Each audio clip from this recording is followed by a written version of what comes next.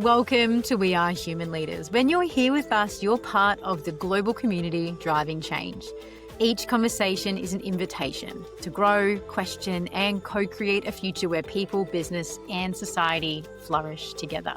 And we, myself, Alexis, and my co-host Sally, are here to guide you on this journey, connecting you to big ideas, bold conversations, and brave questions that will help you live and lead more human every day. Today's conversation, we have Ruchika Malhotra on the podcast with us, speaking about her brilliant new book, Uncompete, Rejecting Competition to Unlock Success. Ruchika is the founder of Candor, a global inclusion strategy firm that has worked with some of the world's biggest organizations. She's also the author of Inclusion on Purpose, a best-selling book. Today's conversation stretches far and wide of the human experience, and we are so excited for you to dive in with us. But before we do, I want to hear from you, Sal. What were some of your key takeaways from today's conversation? It was indeed a wide-ranging and beautiful conversation, Alex. I'm really excited for everyone to hear it. For me, it was really shedding light on some of the subconscious beliefs that we have around competition and how ingrained these are into our culture. All of these things that we just take for granted around how we interact with other humans, how we achieve success, how we work together. It's actually things that are very normalized in our society, but actually not necessarily true. And uncovering some of those made a huge impact on me. How about you? Yeah, absolutely the same for me, Sal. I think some of those behaviors that we didn't realize were actually directly putting us in competition with others when there is other ways that we can go about winning and redefining our own idea of what it means to win and what it means to find success on our own terms. It was such a wide-ranging conversation, and I feel like I learnt so much on the fly as we were chatting. Absolutely, same here. So let's delve in. Welcome, Ruchika. It's so beautiful to sit down with you today on the podcast. And we want to begin with the namesake of your new book, Uncompete. Can you tell us, what does it mean to uncompete? And why do you think that is so necessary right now? Thank you both for asking this question. And I feel special being able to respond to this because it is a word I made up. It is a word I made up, but fortunately once you hear it, it hopefully feels pretty intuitive is what I've Yes. heard from people, especially this is before the book came out. People would be like, what do you mean uncompete? Is that a new word? Is that something you made up? And I'd say yes. But then intuitively people would understand. But at its very core, it's rejecting the idea that life is zero sum. The workplace is winner take all, that you have to approach everything with a scarcity mindset. And instead, it invites us to approach life with and the workplace with collaboration, abundance, the idea that, together we can all win. Amazing, Ruchika. And I think that's something that's resonating for a lot of our listeners right now, this idea that there isn't this zero-sum game, that we can adopt an abundance mindset, even in the context of work, which is so often, I think, inherently a place that feels very competitive for us. Can you tell us a little bit about why this feels so enormously essential right now? Why is this message so important for leaders to be hearing and embodying right now? Yeah. Well, I think at a time of the type of polycrises we see right now, where the world feels, and I think indeed is more volatile, uncertain than we've ever remembered in history. We've just come out of this once in a lifetime, once in a 100-year pandemic. We have AI disruption, hot on our heels. More of us are burnt out and struggling with mental health crises. Leaders have a lot to manage at the same time. It's like one of those, everything all at once types of moments. And so what I'm hoping to offer is a way to approach what is a very tough and overwhelming time in leadership, to be a leader with the sort of with a framework that says, we don't have to go straight into our knee-jerk reaction, which is, to fight or flight all the time, to feel stressed all the time. There are ways to build something that is meaningful and impactful over the long term if you do it collaboratively, if you do it with, some of the tenets I talk about, which is, with an abundance mindset, in community and collaboration, through inclusion, solidarity, and radical generosity. So it's this idea that even though things are really hard, we don't have to kind of go towards the worst of sort of our own instincts to navigate this time. And actually, when we slow things down, work together in community, we can actually navigate, even times of great disruption, right? Like right now. It's such a potent message, Ruchika. And interestingly, I often feel the way modern society is, when we feel constantly busy, um, stress and pressure coming from so many different perspectives. The natural instinct for me is to run faster, try harder, compete harder, do more, do more, do more. And your message is actually one that feels a little counterintuitive, if I'm to be honest. But when we slow down and settle into the energy of uncompete, we actually realize it sort of releases us from a lot of those stresses and external pressures that we were feeling. And I wonder, was that at all your personal experience when you came to writing this book?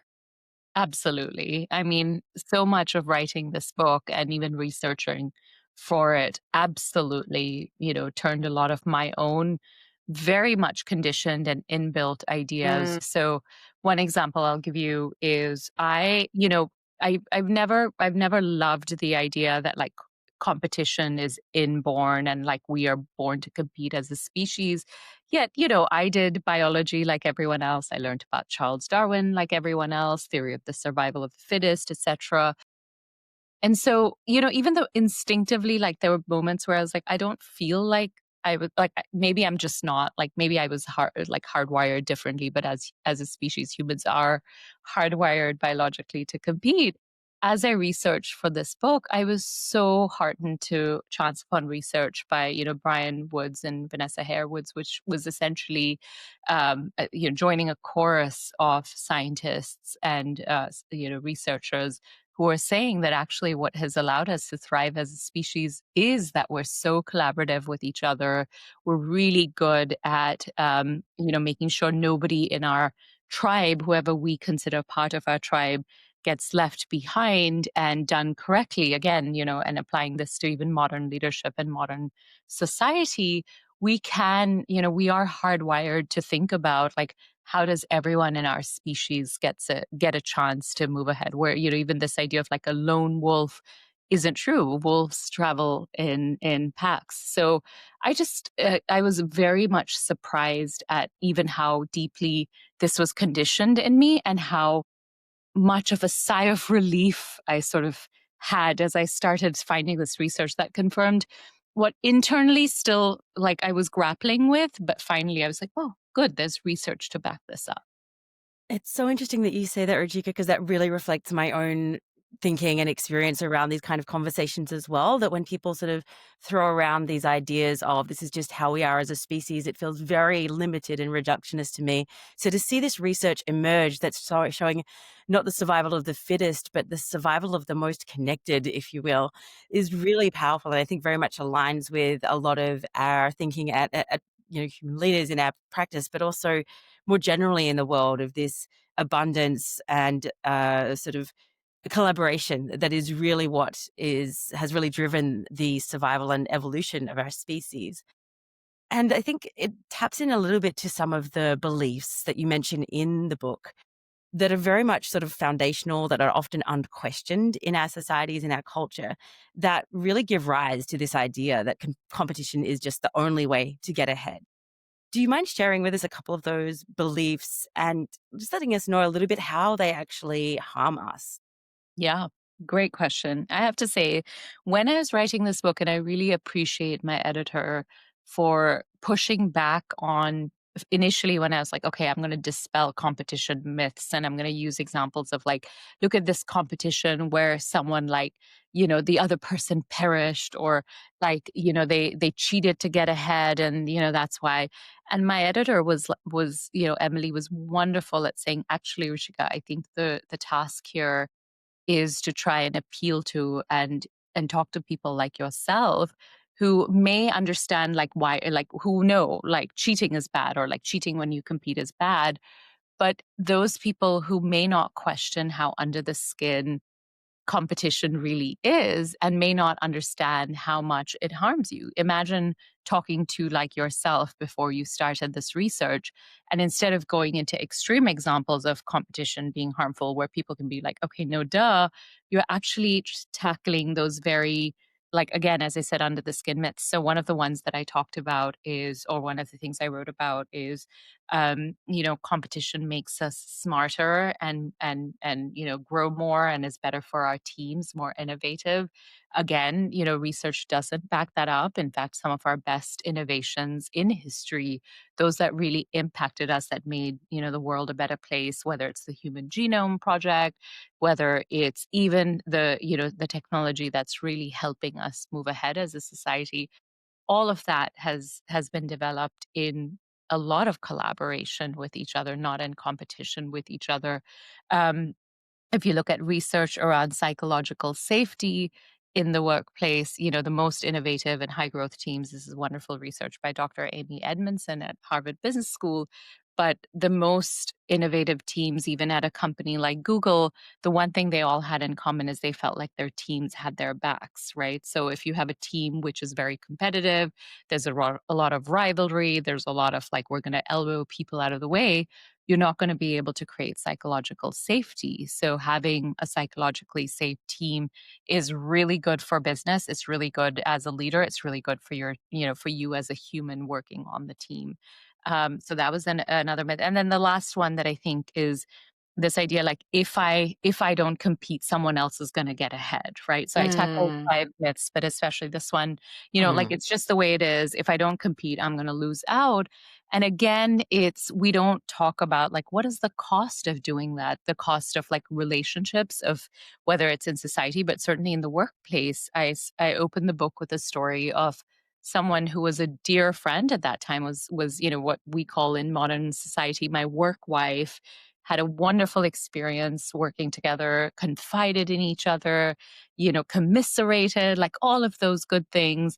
And then one day to be betrayed by someone like that. And Mm. then my takeaway from that situation wasn't even that, oh, this was a one off. It was like, oh, I'm so silly. I didn't know how to play the game, but now I'm going to compete. Now I'm going to elbow others out of the way. And that really starts a vicious cycle. Yeah. Ruchika, there's so much in that, Sally and I were just yesterday having a conversation around this idea of sort of that betrayal or feeling misunderstood by other people, and how a lot of the times when you feel like yourself in that position of anger, for me, tends to be the end part of the cycle when I've sort of moved through the grief and the sadness of it.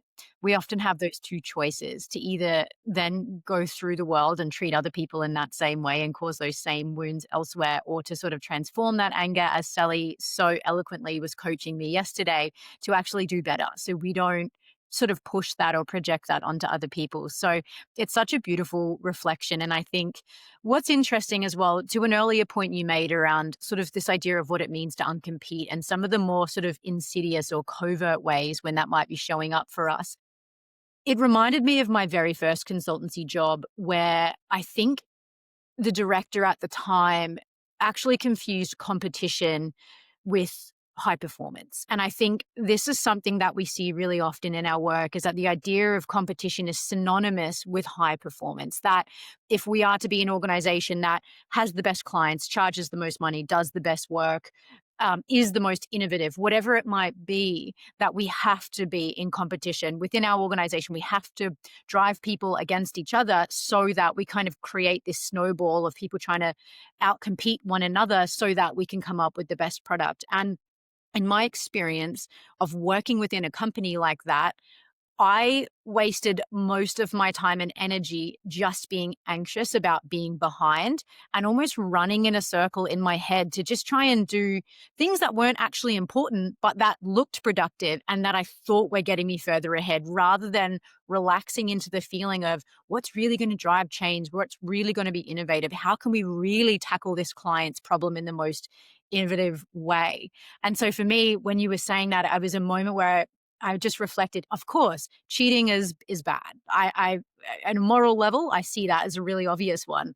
But what I hadn't kind of put the two together at that point is that often competition is far more sort of covert and insidious, and we don't even realize all the ways that we're trying to compete and how that might be working against us. Yeah. Thank you so much for sharing that example, Alexis. And it's exactly what I want to tackle in this book and what I started seeing, even in my own consultancy, both in building my own business and, towards the end, Mm, right, about an experience I had where I was offered to grow the business. And I really thought for a long time about what does ambition and growth mean to me? What do I want my life to look like? So I share that in the book, but also within organizations, when I've worked with fabulous teams, what you start to realize is when you pit people against each other, um, a lot of like whether it's team morale, whether it's trust, whether it's employees feeling belonging, whether it's employees feeling like they can, show up as their true selves at work, whether it's burnout and mental health and other, chronic illness and then disability. I mean, the layers are so deep, and yet we as a society often don't feel comfortable pushing back against this competition always at all costs mm. mentality. Yeah, I couldn't agree with that more. And in your book, Ruchika, you discuss 8 practices that we can use to, begin this sort of journey to uncompete, if you will. And one that really stuck for us was reset your mindset. It feels very foundational to being able to do a lot of the others. Can you help us understand and unpack, in the context of uncompete, what does it mean to reset your mindset? How might we go about doing that? Yeah, thank you. I mean, so much of resetting our mindset comes from, so actually, I'll back up a bit. What I tried to do with the book is I wanted to structure it into 3 parts, which is choice, action, and resistance. So, reset our mindset really comes in the choice part of, the book, where you really start out by questioning and pushing back against many of these insidious ideas that competition is something I always have to engage in. Competition is just the way things are. Even if I don't like it, I still have to do it. Otherwise, I'm going to get left behind somehow. Resetting our mindset is pushing back against those ideas and choosing very specifically to uncompete, very intentionally in every situation. So, for example, I write about the fact that, for example, you could be up for a promotion and your work bestie is also up for a promotion, and in that sense, in that situation, in that scenario, a competition mindset or a competition at all costs approach would tell us, well, it doesn't matter because I'm ambitious and I have to compete, and it doesn't matter if I'm going to elbow my work bestie out of the way to do that. When you uncompete, when you reset our mindset and sort of push back against the idea that you just at default, knee jerk, we compete, is you kind of slow down the process and you kind of ask yourself, like, A, do I really want this promotion? Is this the right time for me? Is the only way we can approach this is it's us against us against them, like us versus them? Or might there be a scenario where I could talk to my manager or talk to the organization and say, like, I really value this relationship. I really want, me and my team member to collaborate. And I worry that having this sort of adversarial approach to it would ruin that and would have a business impact, or it would have an organizational impact or a team impact. So it's really slowing down the process. It's not saying don't compete. It's not saying, don't like put yourself up a promotion or don't be ambitious. But it is saying, like, let's reset our mindset in a way that's like from autopilot to asking and slowing down and saying, like, do I really, really need to compete? Really powerful point, Ruchika, and it takes me back to my time as a corporate finance lawyer in a previous life, very much in an environment that was highly competitive. I would describe it as cutthroat. And to some extent, like you use the word adversarial, and to some extent, I think the legal profession is inherently competitive because it has that almost inherently us versus them sort of mentality. I'd love it if you could sort of speak to me at that moment when I ended up leaving the law, I think in part because I felt like there wasn't a way for me to uncompete in that environment. But I'm sure there is. Could you give me a message like for those people who are in an environment that may not be necessarily lending itself to that kind of mindset? What would you advise? Yeah, I love this question. So I will say one thing that is really fascinating.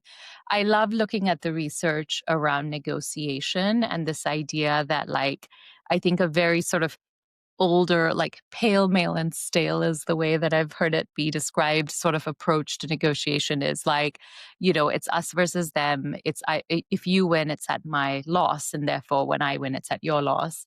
And now when you talk to negotiation experts, especially like, for example, one I quoted, and, we had a longer interview. We ended up just unfortunately, using a short bit of my interview with Alexandra Carter, who is a lawyer who is at Columbia University, who is a negotiation expert, who especially looks at gender and negotiation. She specifically said, like, the best negotiations are where everyone walks away winning something, right? Everyone gets what they want is what a great negotiation is. It's not zero sum. And I loved that the fact that more and more, again, newer, like, I think understanding that the playing field isn't ever truly level, right? And the cards are typically stacked against one person or one sort of one party. So how can you create a situation where truly both sides walk away with something that is mutually beneficial is what an ideal negotiation is. So kind of bringing this back to, Sally, your time in corporate law, here's the reality. A lot of, unfortunately, organizations are set up to be very adversarial, to be very competitive, especially in the legal industry and the research I've seen. What gives me hope is I'm starting to see more and more especially women, lawyers, especially lawyers from backgrounds where you've typically not seen yourself represented, or the industry or norms, especially in large organizations, were not set with you in mind, is actually kind of splintering off to start your own and saying, I'm going to do things a different way, right? And what do I want to do? And what is the impact I want to make?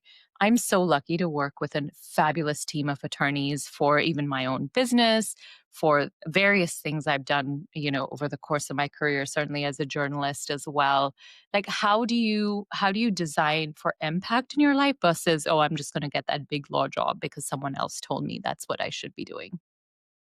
Fascinating sort of reflection I had while you were speaking there, Ruchika, is that basically it feels like this reframe away from winning, which seems quite obvious, but almost when you intentionally slow down, and to your example around competing with a friend for a promotion, it's allowing yourself the time and space to sort of have the forethought to say, what is most important to me as an outcome here? Is it the relationship? In Sally's case, I'm not sure so, but is it feeling like I'm doing meaningful work versus winning every sort of battle? And, I do quite a bit of volunteering as well, where we work with a committee of volunteers. And so often I find we come to the table with a lot of personal differences around how to do things. But when we always ask the question, what is it we're trying to achieve in the best interest of our members? When we put that first, we can reduce the sort of competition amongst ourselves, or like the idea that it has to be your way or the highway. And it's sort of, that was just something that came to me as you were speaking there. It's this opportunity or this invitation to slow down and say, what am I prioritizing by doing it this way?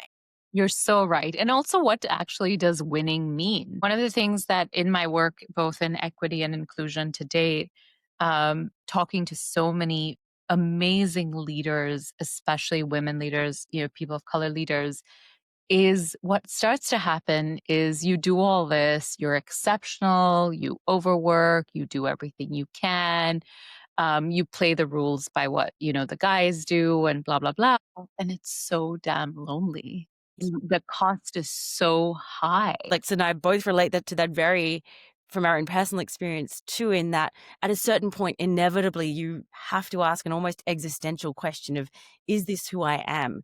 Is how I'm spending my precious time and energy in the workplace, does that align with my own sort of considerations around success or how I want my life to look and feel? And I think it can often be a bit of a tipping point for people to sort of reach that point and sort of look at the checklist of, I've done everything by the rules, I've played the game, and I don't feel fulfilled and I don't feel like I'm being aligned with my authentic self. What will it take to get me there? And I think Uncompete is this really beautiful framework that we can use, I think, to do some of that exploration and to see how some of those ideas that we have and assumptions that we make about the workplace and about success are simply not necessarily true. And I love that the research is increasingly showing that that is the case. And I think to sort of move through to another of the practices that you share, which really resonated for us and I think is an incredibly topical one, which is to reframe comparison. I think all of us viscerally feel right now the intensity of comparison that is obviously a natural human trait to compare ourselves to one another and has an evolutionary purpose. But because it is being so intensely pushed at us from external sources, including social media, news media, all kinds of sort of an array of sort of places around us, it's such an important consideration. And we'd love for you, if you can, to sort of break down for us, what does it mean to reframe comparison and why is it so important in the sort of practice of uncompeting?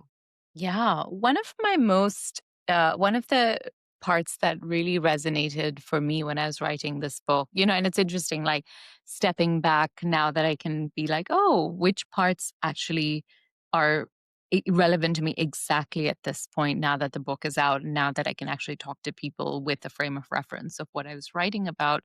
Probably this is the chapter that's really come back many, many times over the last few weeks. My book has only been out for 10 days, 12, 14, actually it's going to be 13 days tomorrow.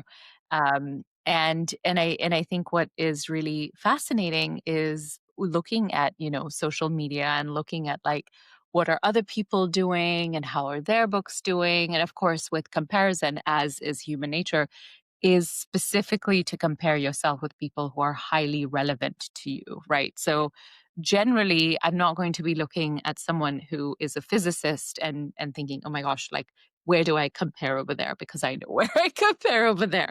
But I will be looking at other authors. I will be looking specifically at other authors who might write around the same topics as me and how their books are doing. Social media doesn't make it easy because it feels like everyone is out there winning awards and living this wonderful, fabulous life that, where you're not. And I think this is the chapter I've had to come back to my own self, especially in the sort of wake of this book. And it's especially around the idea that we have to understand that there are different ways that envy show up in our lives and in our bodies, especially. And how do we understand envy and how do we channel it to be something that's beneficial and positive for us? Because envy, comparison are very normal human emotions. And when we look at the research behind envy, broadly speaking, there are two types of envy that I write about in the book. One is called benign envy or motivational envy. And this idea that you look at someone doing great things and use it as a signal like, is this what I want? Can I do what it takes to get to what they're doing? And, what are the signals that I'm learning about what I want, what are my ambitions, what are my goals and dreams from this envy I'm feeling. The other is called malicious envy, extremely like can be, sabotaging, both self-sabotaging as well as to others. They cheated, they didn't deserve it, they shouldn't have got there, like, or pulling yourself down into a spiral of like, I'm the worst, I'll never get there, blah, blah, blah.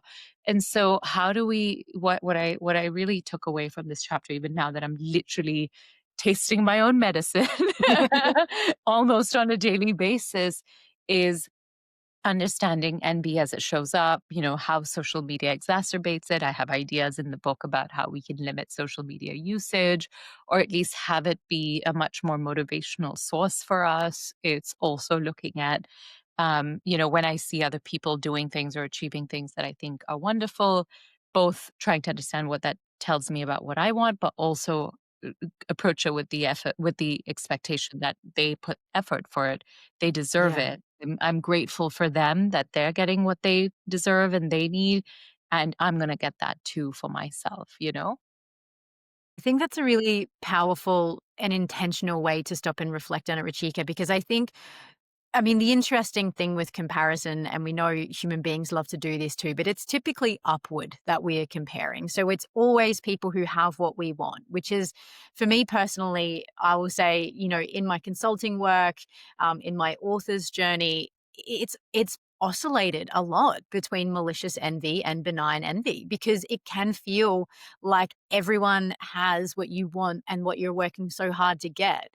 And social media constantly puts that in your face. And I think what's interesting as well, when I was reading your book, looking at this idea of reframing comparison, is that how social media also shows us a lot of things that other people have that we don't actually want, but we think we want because it's just in front of our face all the time. So that was also something for me where I was thinking, well, I don't want to compete, as you mentioned, with an author in the physics world or with a professional athlete. It's just that I feel like everyone else has success and I don't. But my definition of success is so unclear to me because I'm not actually giving myself the time and space to slow down and really investigate that a little more as well.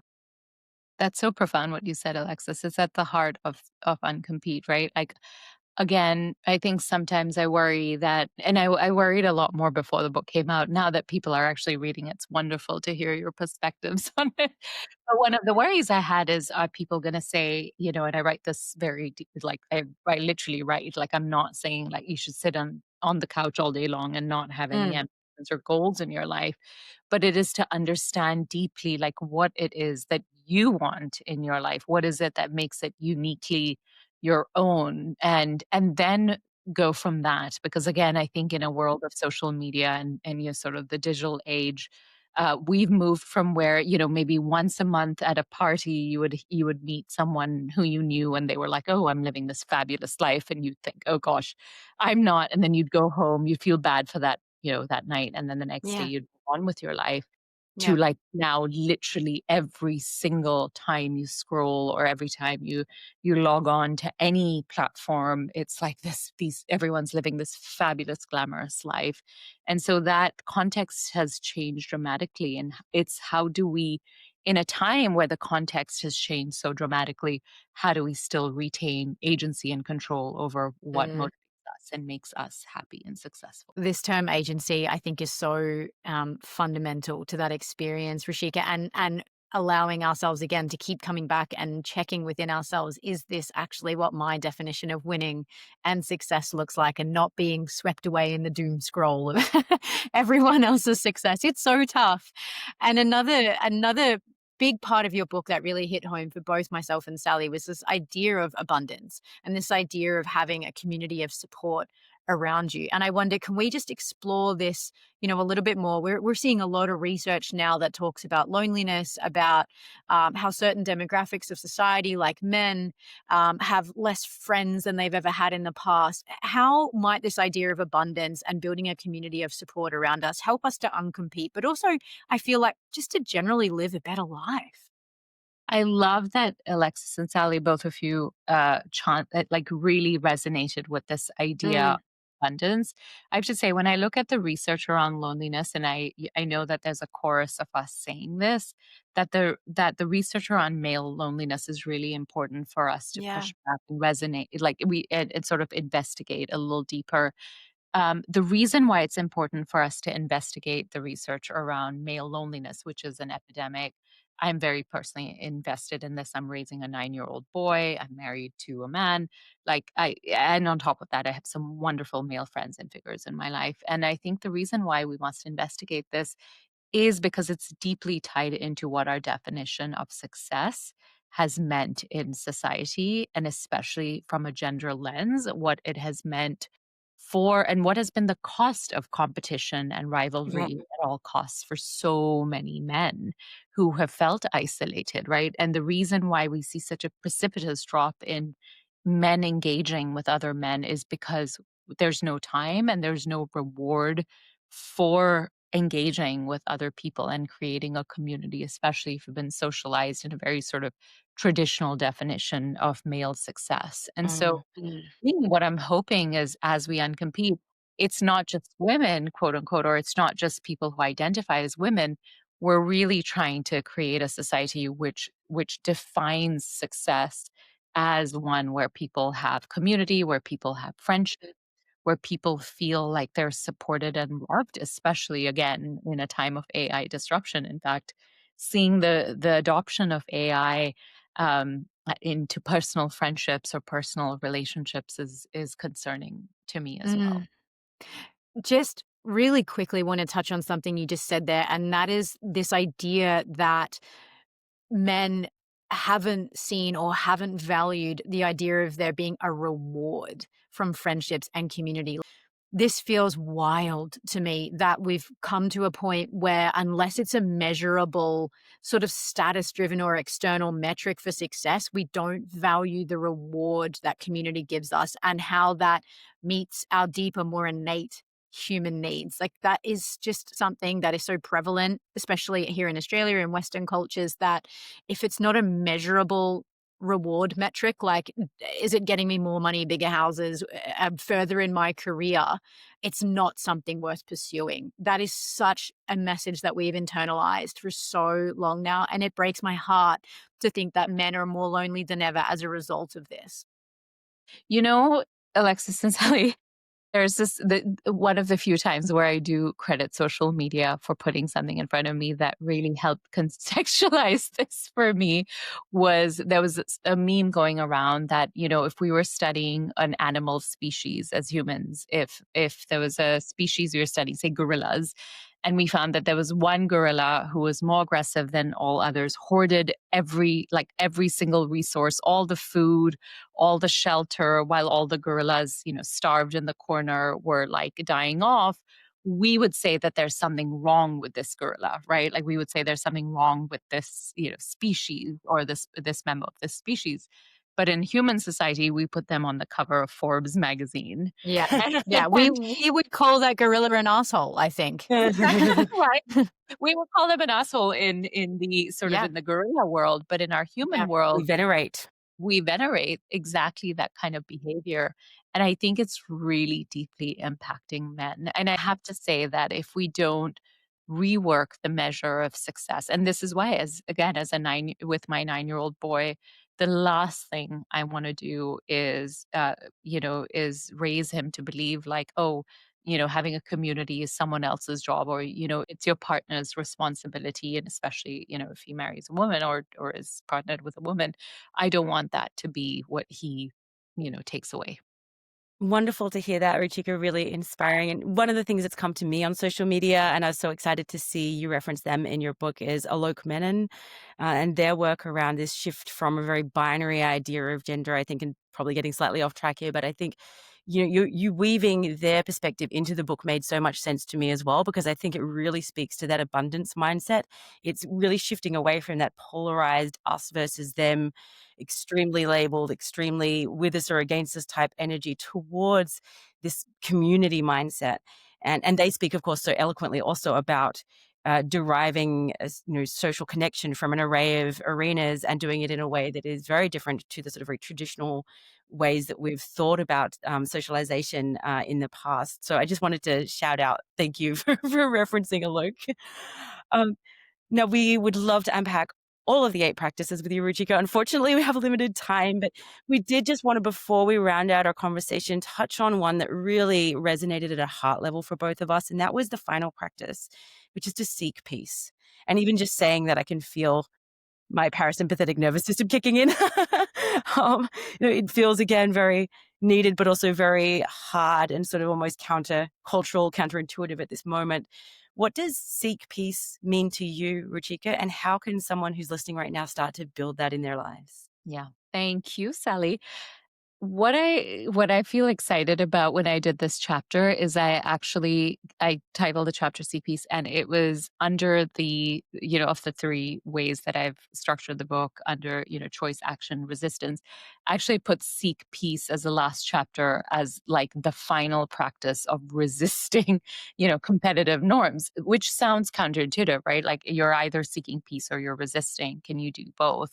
And in seeking peace, in saying that, like, the most important thing, my measure of success, my measure of joy, my measure of impact as a leader, as a human, as whoever I am in my life, it it is centered around this idea that I should feel peaceful, that I should feel like I'm in alignment with who I was meant to be, is actually one of the most deepest forms of resistance we can have in a society that tells us you got to always be on, you always got to be hustling, you've always got to be, elbowing out others, otherwise your piece of the pie will somehow be taken away. Which, again, I, push back against this sort of pie metaphor in the book anyway. But it's such a deep form of resistance, and when you're around people who have found that their idea of peace, it's so profound. You know, when you're around them, you're like, wow, like you're so okay with yourself. You have so much of security about who you are that you have the type of generosity and abundance that can really change the world. And you will notice that with people who change the world for the better. Many of them have that deep peace. And I think that's how we resist these norms. Ruchika, such a potent and profound message to finish our conversation on.